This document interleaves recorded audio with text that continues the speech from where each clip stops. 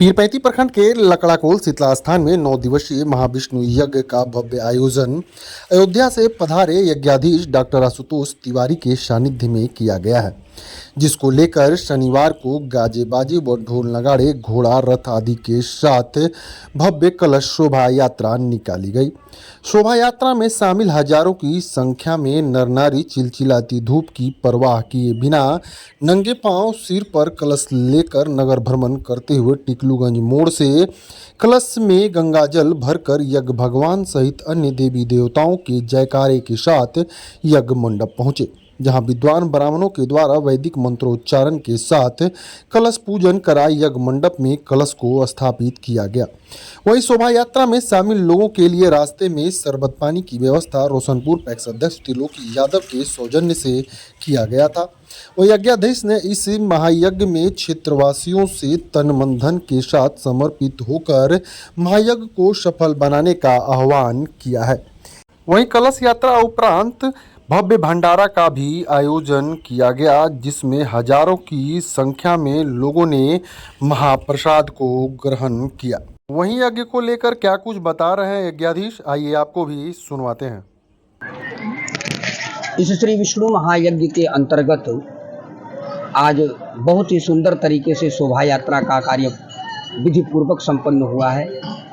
आज ही पंचांग पूजन, मंडप प्रवेश और आज ही के दिन से यज्ञ भगवान की परिक्रमा प्रारंभ हो जाएगी तथा शनै शनै ही कल के दिवस में देवताओं का आवाहन, पूजन, प्रतिष्ठा आदि के साथ अग्नि भगवान का प्राकट्य होगा, जिसमें भौतिक संसाधनों का प्रयोग न करते हुए जो हमारे ऋषि महर्षियों ने सिद्धांत के अनुसार प्राकृतिक रूप से जो सिद्धांत बनाया है, जैसे अतिशय रगड़ करे जो कोई अनल प्रकट चंदनते होई, उसी प्रकार से उसी शास्त्रीय सिद्धांत के अनुसार काष्ठ से काष्ठ का घर्षण करते हुए और अरणिमंथन के द्वारा अग्नि भगवान को प्रकट किया जाएगा, जिसमें अग्नि भगवान के द्वारा माध्यम से अपने भगवान नारायण, भगवान विष्णु, लक्ष्मी विष्णु भगवान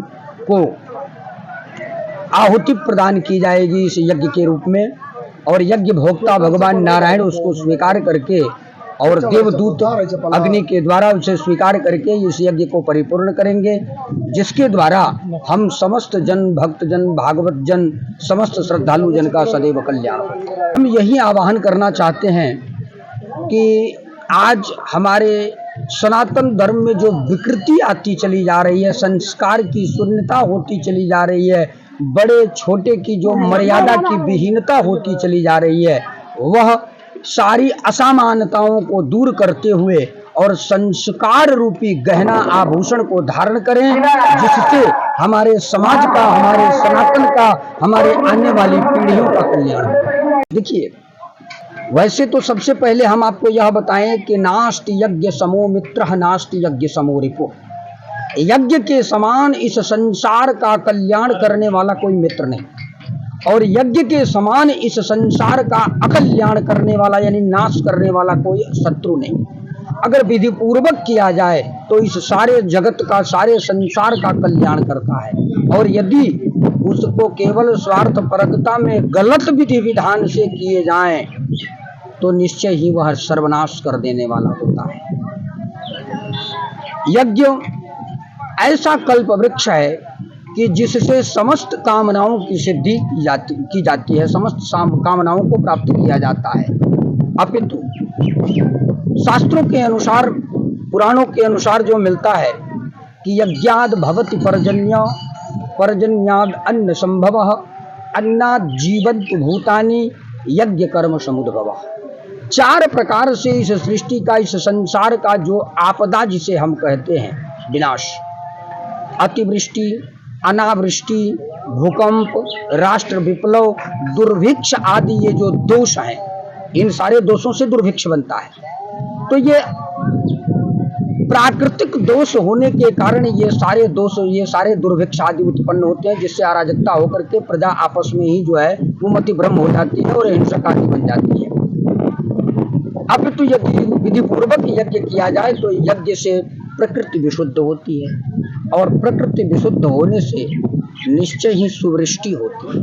अतिवृष्टि और अनावृष्टि का दोष खत्म हो जाता है और जब सुवृष्टि होती है तो निश्चय है कि पर्याप्त रूप से अन्न आदि उत्पन्न होते हैं, भूमि उर्वरा हो जाती है और समस्त प्राकृतिक रूप वृक्ष आदि जो है वह अपने स्वरूप में प्रतिष्ठित हो करके और शुद्ध रूप से ऑक्सीजन आदि का को उद्वेलित करते हैं, जिससे सारे जगत का कल्याण होता है। इतना ही नहीं, अगर विधि पूर्वक यज्ञ किया जाए, जब अन्न आदि उत्पन्न होता है तो उससे अन्नाद जीवंत भूतानि, उस अन्न से सारे जीव उस अन्न का भक्षण करके, क्योंकि इस संसार में पशुवत जीवन जीने वाले मांसाहार आदि यानी जीव पर निर्भर होते हैं। जीव जीवस्य जीवनम, अपितु यहाँ जीवन का अर्थ एक और दिया गया है कि जीव पर जीव का जीवन जो निर्धारित है तो ये आधार भी होता है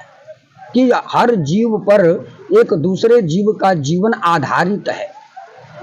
ऐसी स्थिति में अन्न एक ऐसा माध्यम है कि जिसके ऊपर जिसको भक्षण करके सारे संसार जीवित रहते हैं, चाहे वह अंडज हो, पिंडज हो, स्वेदज हो, उद्भिज हो, किसी न किसी रूप में, कोई कार्बनिक रूप में, कोई अन्न के रूप में, आहार के रूप में, कोई जो है वो खाद्य के रूप में, कोई नाना प्रकार से वह उसको भक्षण करके और जीवन यापन करते हैं। या जीवों के कल्याण के लिए ही, जीवन के लिए ही अन्न है।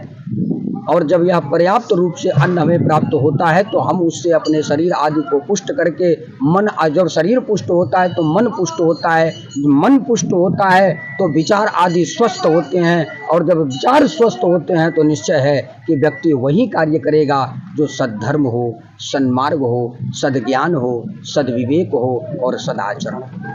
कृष्णा जी, यज्ञ में क्या क्या व्यवस्था है लोगों के लिए? पूजा पाठ, आइए पूजा करिए, परिक्रमा करिए, मेला में घूमिए, कथा सुनिए, रसलीला है शाम के 6 बजे से लेकर 10 बजे रात तक।